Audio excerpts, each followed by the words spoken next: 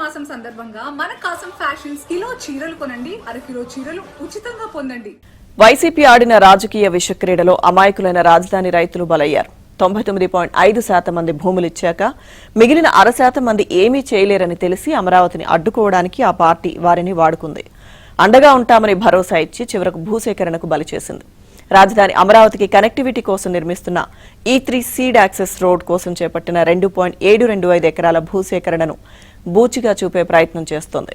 ఈ నేపథ్యంలో భూసేకరణకు వెళ్లడానికి ముందు జరిగిన పరిణామాలపై సిఆర్డీఏ అధికారులు కీలక వివరాలను వెల్లడించారు. భూ సమీకరణ అయితేనే లాభమని, భూసేకరణ నోటిఫికేషన్ వరకు వెళ్లే పరిస్థితి తేవద్దని వారు రైతులకు పలుమార్లు విజ్ఞప్తి చేశారు. తోటి రైతులతో చెప్పించి ఒప్పించేందుకు తీవ్రంగా ప్రయత్నించారు.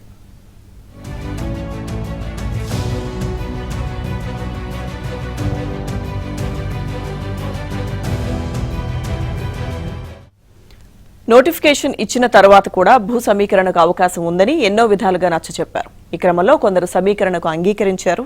ఇక చివరి నిమిషం దాకా అంటే భూసేకరణకు అవార్డ్ పాస్ కాకముందు వరకు ల్యాండ్ పూలింగ్ కింద అవకాశం ఉందని ముందుకు రావాలని అధికారులు రైతులకు చెబుతూనే ఉన్నారు. ఉండవల్లిలో 20.323 ఎకరాల భూసేకరణ చేపట్టాలని సిఆర్డీఏ ప్రతిపాదిస్తే అధికారుల సంప్రదింపులతో సుమారు 10 ఎకరాలకు చెందిన రైతులు సహకరించారు. ఇంకా కొందరు ముందుకు రాకపోవడంతో తప్పనిసరి పరిస్థితుల్లో 10.50 ఎకరాలకు భూసేకరణకు నోటిఫికేషన్ ఇచ్చారు. ఇక తరువాత కూడా సంప్రదింపుల ప్రక్రియ కొనసాగింది. దీంతో మరికొందరు రైతులు సమీకరణకు అంగీకరించారు.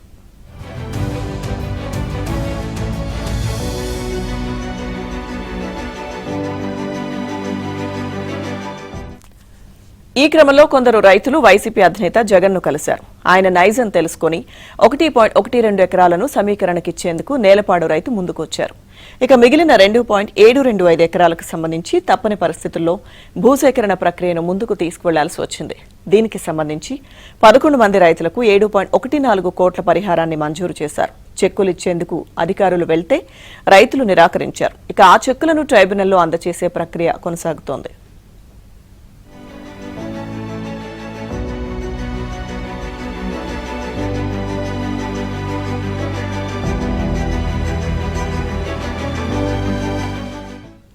ఉండవల్లిలో తలెత్తిన పరిణామాలపై భూ సమీకరణకు నిరాకరించిన రైతుల్లో అంతర్మథనం మొదలైంది. ఇప్పటికే భూములు కోల్పోయిన వారు తమకు జరిగిన నష్టాన్ని తలుచుకుని బావురుమంటున్నారు. భూసేకరణతో పలువురు రైతులకు జరిగిన తీవ్ర నష్టాన్ని భూ సమీకరణ ద్వారా తోటి రైతులు పొందిన మెరుగైన ప్రయోజనాన్ని బేరీజు వేసుకుంటున్నారు.